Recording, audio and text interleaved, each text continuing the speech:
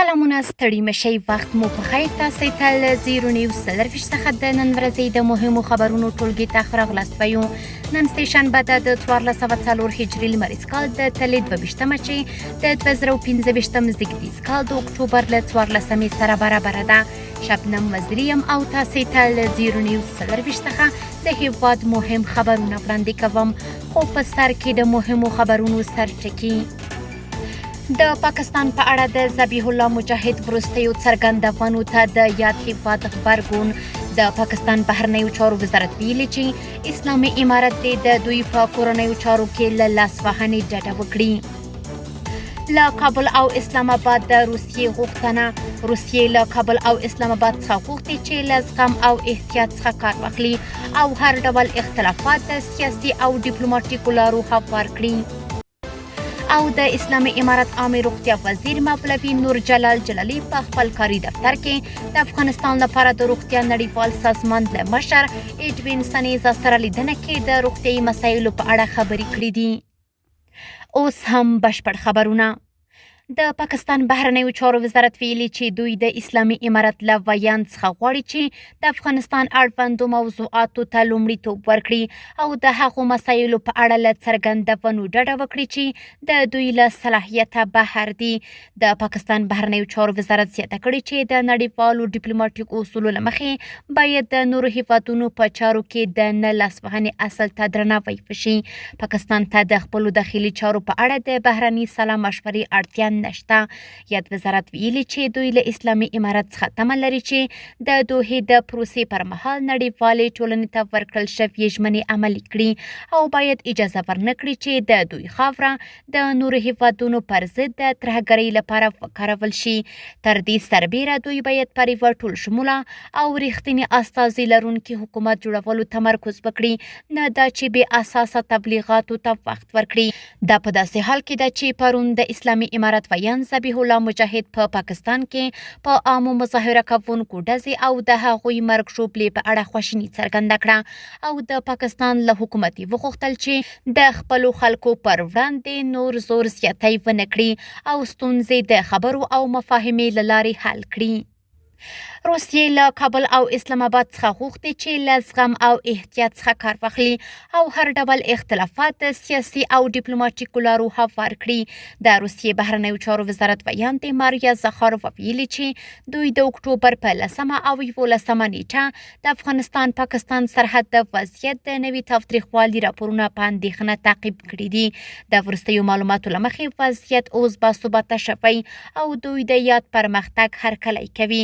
د روسیې بهرنیو چارو وزارت وړاندې ویلي چې کابل او اسلام آباد د نښتو د څرنګوالي او د تشنج د لاملونو په اړه بیلابیل تفسیرونه وړاندې کړي دي. د دواړو غاړو ترمنځ د توپونو او ډزو تبادله د ټولو سرحدي سیمو په ځانګړي ډول د پښتنو قبیلوي کمربند ته غځېدلې ده. دواړو لوریو ته نظامي تلفات اوښتي دي. ماریا زخارووا له کابل او اسلام آباد څخه غوښتي چې له زغم او احتیاط څخه کار واخلي او هر ډول اختلافات د سیاسي او ډیپلوماټیکو لارو هوار کړي. نوموړي هیله څرګنده کړې چې د افغانستان او پاکستان ترمنځ رغنده خبرې بیرته پیل شي او په وینا یې د دواړه هیوادونه د روسیې دوستان دي. ماریا زخارووا زیاته کړې چې دغه خبرې د ترهګرۍ ضد مبارزې او د سیمې امنیت په شمول مهمو موضوعاتو باندې تمرکز ولري. د اسلامي امارت روغتیا وزیر مولوي نور جلال جلالی په خپل کاري دفتر کې د افغانستان لپاره د روغتیا نړیوال سازمان له مشر ایډوین سنیزا سره لیدنه کې د روغتیايي مسایلو په اړه خبرې کړې دي. عامه روغتیا وزارت ویلي چې په یاده لیدنه کې د روغتیايي کارکوونکو پر ظرفیت لوړونې، د روغتیايي مراکزو د درملو برخې په منظم تمویل، د روغتیايي پروژو او خدماتو په برخه کې د همغږۍ زیاتولو، په هیواد کې د انتاني روغتونونو تمویل، د افغان جاپان او انتاني روغتونونو د رادیولوژي مرکزو د خدماتو پر پیل، د ګرځنده خدماتو پر ځای ثابت روغتیايي خدماتو ته لومړیتوب ورکولو، د میکروب ضد درملو یا انټي بیوټیک پر وړاندې د مقاومت اړوند سروې او عامه پوهاوي ترسره کولو، د هیپاټایټس ناروغانو د درملو او خدماتو اړوند خبرې کړې دي. د عامه روغتیا وزیر د تور زیړي ناروغانو درملنې ته ځانګړې پاملرنه اړینه بللې ده. دغه راز نوموړي د میکروب ضد درملو پر مقاومت د سروې کولو په اړتیا او هیواد کې د انتاني روغتونونو تمویل د یاد ناروغۍ لپاره اړین ګڼلي. بل لور د عامه روغتیا نړیوال سازمان استازي په یادو برخو کې د بشپړې همکارۍ ډاډ ورکړی او په وینا یې هڅه کوي چې اړوند برخو کې د عامه روغتیا وزارت سره په همغږۍ کړنې ترسره کړي. د اسلامي امارت ټولګټو وزارت د اوسپنې پټلۍ مرستیال او د ترکمنستان لوړ پړوپلو د تورغونډۍ بندر له پراختیايي چارو لیدنه کړې.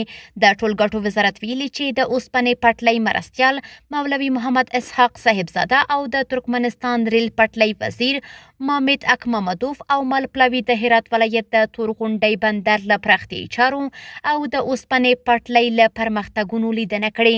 ټولګټو وزارت د دې سفر موخه د افغانستان او ترکمنستان ترمنځ د ترانزیتي او اقتصادي همکاریو پیاوړتیا او د تورغونډۍ بندر د پراختیايي چارو د عملي پرمختګونو څارنه او ارزونه بللې ده.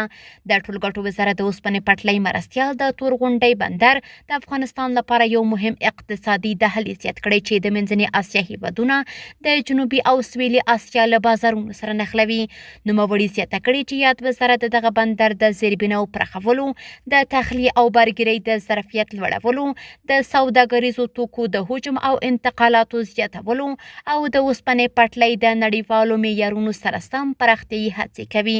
بل لور د ترکمنستان هیواد د ریل پټلۍ وزیر ویلي چې هیواد یې د افغانستان له لارې د سیمه ییزو اتصالي پروژو ملاتړ ته ژمن دی او د دواړو هیوادونو ترمنځ د اوسپنې پټلۍ ګډ کار به نه یوازې اقتصادي فرصتونه زیات کړي بلکې د خلکو ترمنځ په اړیکې هم ټینګې کړي.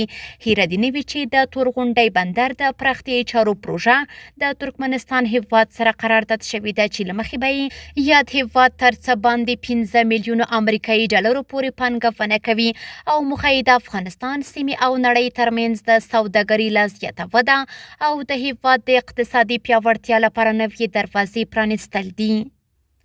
او وروستی خبر همدا چې په پنجشیر کې د 421,650 امریکایي ډالرو په ارزښت د زمرودو داوطلبي ترسره شوه. د کانونو او پټرولیم وزارت ویلي چې په پنجشیر ولایت کې د 421,650 امریکایي ډالرو په ارزښت د 8,593 قیراته زمرودو داوطلبي ترسره شوه. یاد وزارت ویلي چې په دغه داوطلبۍ کې یو روسي پانګوال د 2,000 امریکایي ډالرو په ارزښت د 308 قیراته زمرودو ګټونکی شو.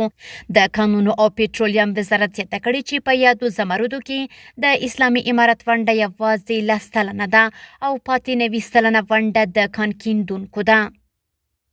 کورني خبرونه هم دومره و. د بهرنیو او سپورټي خبرونو لپاره زموږ پاڼې وڅارئ په خپل رسنیو باندې فیسبوک، انسټاګرام، ایکس یا پخوانی ټویټر، یوټیوب او ټیک ټاک زموږ خپرونې خوښئ او موږ تعقیب کړئ.